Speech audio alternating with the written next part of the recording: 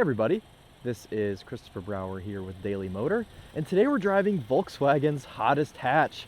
This is the all-new Mark 8 2022 Golf R. This one's finished in pure white.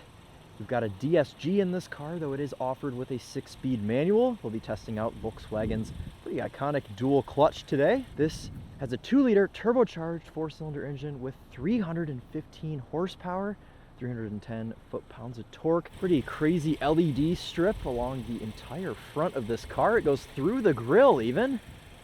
And on top of that, we've got this blue line to indicate that this is a Golf R that runs through the headlights, through the grille, to make one long blue line across the front of the car. If you have the GTI, that line is red. It's kind of funny, it almost makes this thing look like an EV, but blue has always been the R32 color with Volkswagen, so it makes sense that that's what they chose for this car. We've also got blue brake calipers.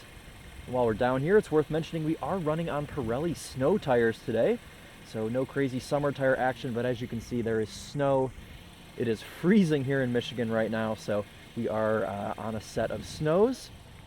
Another R badge here on the fender, silver mirror caps. We've got quad exhaust tips on this Golf R, and they are actually real. They're connected to the exhaust, something that is a little bit unusual nowadays, so that's pretty cool to see. Nice little R badge there on the back, right below our Volkswagen emblem. We've got a partially black spoiler here on the back, little fin antenna. I would say overall, I love the exterior look of this new Mark 8 generation of Golf. Also, if you weren't aware, we no longer get the base Golf in the USA. We only have the GTI and the R. Let's go ahead and check out our rear seat space here. Or, excuse me, our cargo space. Check out the rear seats in just a second. Pretty good amount of room back here.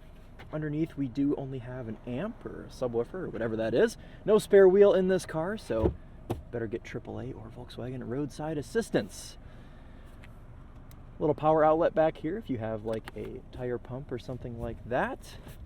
Toolkit. Let's go ahead and fold this back seat down. Reach over this privacy shield. So I don't have to take it down and then put it back up. We do have a handle here, which makes it nice and easy to close the hatch. Super lightweight. And the seats fold almost flat. Not quite, but a pretty flat angle there. You could fit some golf clubs or skis or something, I don't know. But pretty good amount of room back here. I would say about normal for a hatchback this size. Seat belts mostly stay out of your way here. And the seats are pretty light as well. Easy to fold back out of your way. As far as back seat space goes, again, pretty normal for a car this size, though my legs are touching the front seat. This is in my driving position. I am 5'11", so a little bit of rubbage here from my knees. Nothing like the Honda Civic Si that we were driving last week where I had tons of room. But again, that car isn't a hatchback. It's a little bit of a different class, so we won't go too far comparing it to that. We've got little pockets in the back of the seat here for things, and then another pocket down here at the bottom. And then down here we have our own climate control menu with heated seat settings that I think I'm locked out of right now.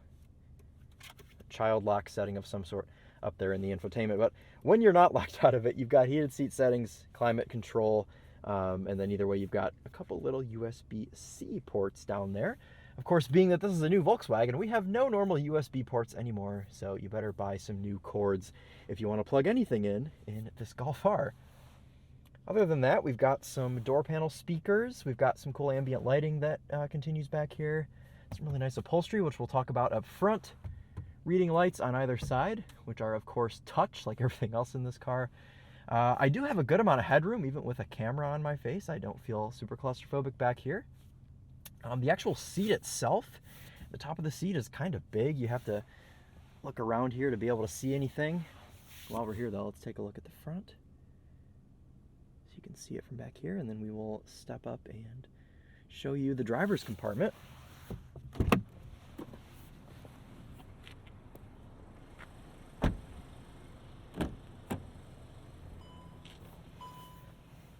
Now, up here in the front is where things get a bit controversial. We're met with a familiar sight of this steering wheel. We've been seeing this wheel for a couple of years now in Volkswagen's lineup.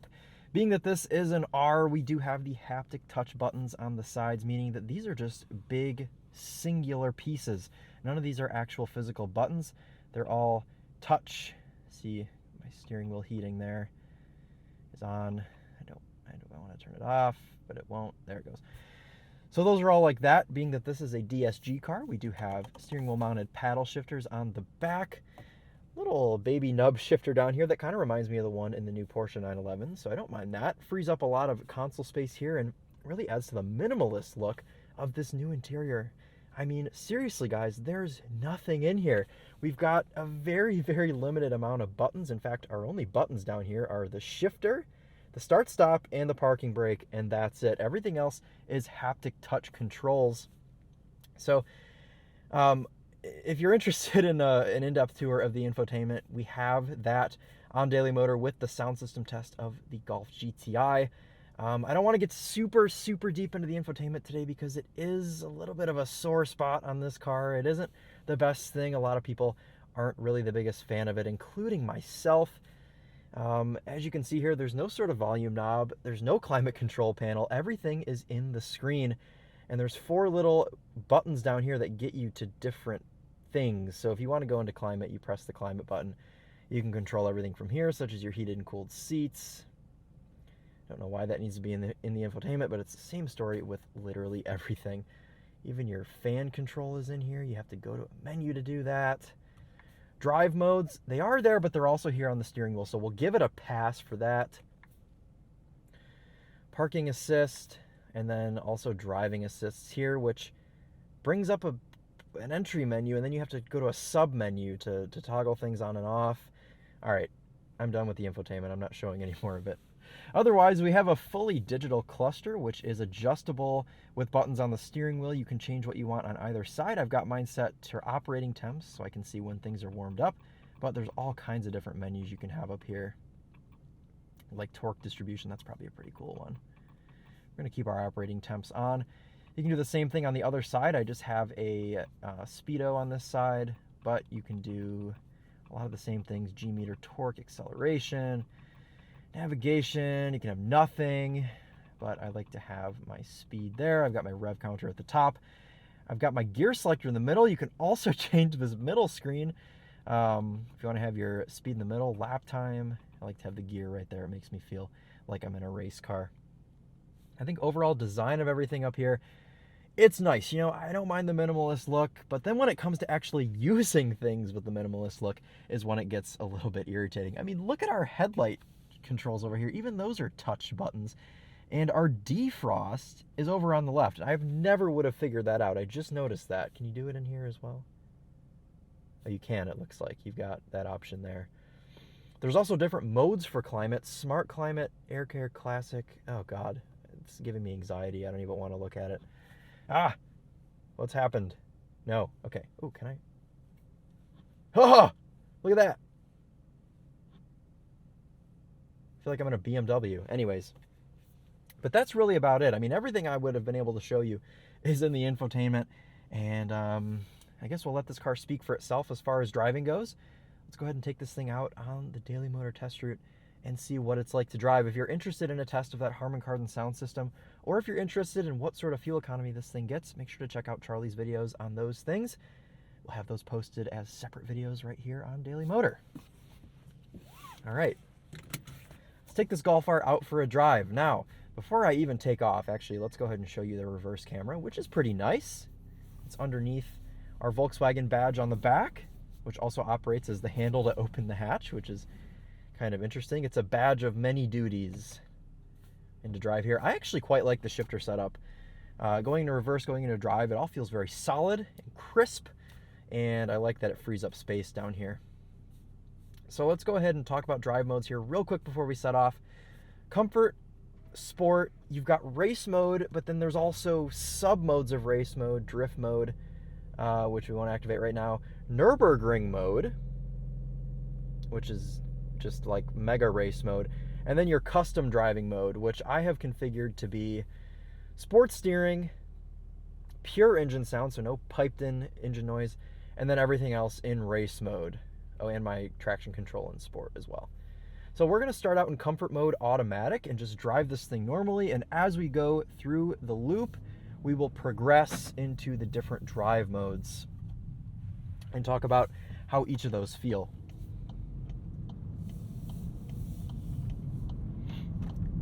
So from a consumer standpoint, of someone that's just buying this car to daily drive, I would really struggle with the whole infotainment situation, because it's one of those things where, you know, Volkswagen uses the, I don't want to say excuse, but they, oh God, and you can't say the V word in here. No, cancel.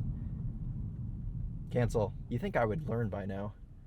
You think I would have learned not to say the V word. I don't want, okay. VW, maybe we'll use that instead. Their sort of theory and explanation for the infotainment is, well, it's no different than a normal infotainment, because you can just set everything as normal when you're in your driveway in the morning or when you first get the car, and then carry on with your day and not have to touch it ever again. But I disagree with that, because in Michigan, you know, you can be freezing cold at one point in the morning. It's 5 degrees out in the morning. You want your heated seat on full blast. Whilst you're on your commute, the heated seat gets too hot, the climate control's too hot.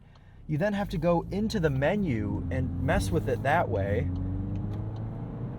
and take your eyes off the road even more, and it's just really not the best thing for me. So, all right, I don't want to talk about that anymore. I want to talk about the way that this car drives, and I think we'll focus the rest of the review on that, because I don't want to spend all of my time complaining about the silly infotainment. So when you're in comfort mode, this thing, it's really settled down. It's really comfortable. Our 7-speed DSG does a really good job at maintaining chill and smooth shifts.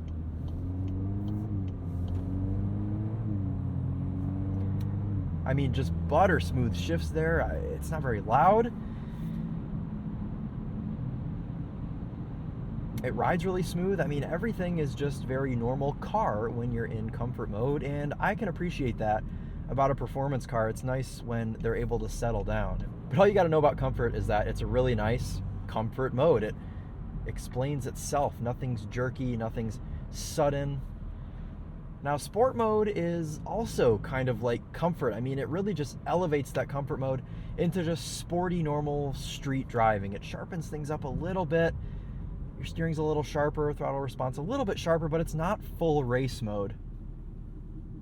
And also just staying in drive, you won't hold your gears for a preposterously long time.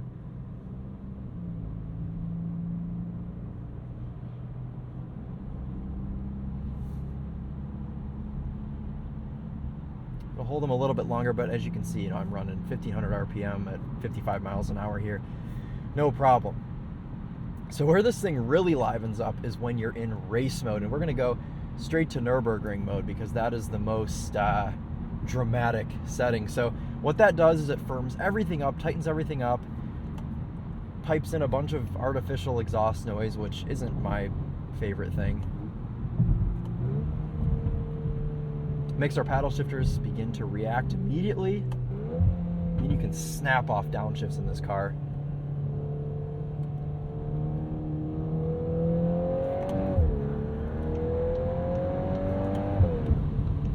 And upshifts. I mean, everything is lightning fast when you're in race mode. It's unbelievable. And it just doesn't complain about anything either. It just goes, and traction control does a good job at limiting you, but letting you still feel like a hero. You don't ever really feel it cutting in super dramatically. I like traction control systems that are able to manage the car without completely killing your experience and allowing you to still drive spiritedly. And this system does a really good job at that. The actual DSG itself, you've got really smooth, crisp shifts in here. I've had a couple odd shifts that have been a little bit bumpy, and we'll give this guy a little bit of room here. I've had a couple shifts that haven't been the smoothest, but for 96% of the time, this thing's been super smooth. All right, let's go ahead and try out a launch control so I can show you how preposterously long it takes to do so. So we're gonna put this back into automatic. We're gonna go into our vehicle menu, Swipe over here to brakes, ESC Sport. Now that keeps ESC on, but allows a little bit more slip. Left foot on the brake, right foot hard down on the gas. Launch control program active. Ooh.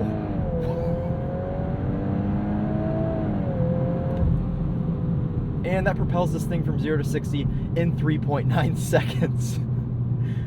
Wow, it really rides its clutch through most of first gear. I would assume that that's not very good to do very often, but once in a while it's okay. That is a thrilling experience, and not only is it fast, it's very smooth. Even off the line, it's not super like, you know, jerk your neck back.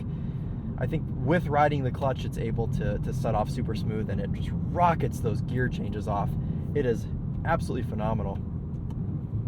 Not to mention all sorts of pops and burbles with this exhaust. We were driving that Euro spec Mark 8 GTI earlier this year, and of course Europe has much stricter rules when it comes to exhaust noise, and that thing was pretty quiet, but this is a little bit more obnoxious.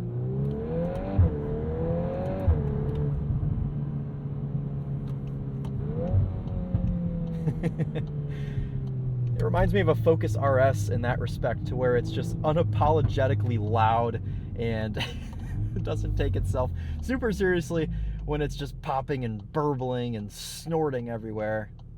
I love a good hot hatch with those characteristics, and I think that's important for a hot hatch. It can't take itself so seriously, and that was something that we had with the last generation Golf R. It was a little bit boring. I don't know if boring is the right word, but it was a little bit calmed down, a little bit too refined, a little bit too outy. And this car, while it does still have those characteristics when you're in comfort mode driving around, it is still refined. But when you put it in Nurburgring mode or race mode or your custom setting, if you have it configured that way, this thing is it's a little rowdy, and it's fun. It's fun to throw around and be a little bit of a mischievous, what's the word I'm thinking of, menace to society. That's what I'm trying to say right now. This DSG is nice, and it allows for more of a daily driver experience and an easier experience overall and a faster experience. But if I was going to have a Golf R, I would have the 6-speed manual. I have driven that car on the Topher channel, and it's a little bit of a different experience, and in some ways it makes up for everything being so simulated and ingrained into the infotainment in this car. Because if you do get your settings right in that infotainment, you can enjoy that nice classic 6-speed manual and really have a nice, enjoyable driver's car. So that's the way I'd have my Golf R. Don't get me wrong, the DSG is fantastic. It's very rewarding. It makes you feel like a hero. But if you want to feel like a superhero and shift gears yourself, whoa. Oh man. The DSG is really good, but I really think that I would have the 6-speed manual in this situation. So then what about price? Well, the Golf R starts at about $44,000. The only real options you can put on this car are the DSG and color. They pretty much spec this thing out for you and don't really allow you to choose any options. As far as competitors go, you're going to be looking at cross-shopping, probably with a Honda Civic Type R and a Subaru WRX STI. Maybe a Veloster N, but I feel like that falls a little bit below the Golf R and slots in between this and the GTI. But between this, a Civic Type R, and a WRX STI, you know, they're all different in their own ways. The Civic Type R is front-wheel drive only. The WRX is a sedan. So, you know, there are a little bit of differences between the cars, but they do all fall into somewhat of the same class with that hot hatch, hot compact segment. And I think at the $44,000 price tag with this car, I'd say that's pretty appropriate for what it is. You know, with Civic Type R's selling for well over MSRP and just not having to deal with owning a Subaru, I would say that this Golf R is a pretty solid option. And I could get over the infotainment. The only thing that would probably last with me and continue to be irritating about this infotainment is the climate, because there's no getting around having to adjust your climate while you're driving. Unless it's a perfect summer day where you just, you know, have the windows down and don't need to worry about the climate. It's a little annoying. So I guess to sum everything up, this is a really good little package. And I love hot hatches. I mean, it's probably my favorite segment of car, hot hatches and hot compacts. So I do love this car. I absolutely love that it still exists in North America. You know, we're getting pretty limited on our choices of hot hatches. Ford has completely killed all of theirs off. No more RS, no more ST. So, I mean, we're left with only a couple of options. And it's nice to see that Volkswagen is sticking around and leaving this option for us. So let's get out and do one more little walk around of this thing.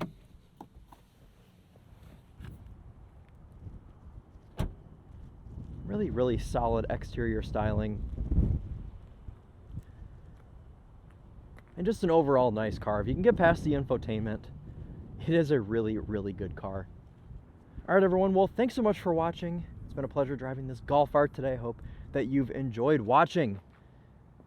This has been Christopher Brower with Daily Motor, and as always, drive on.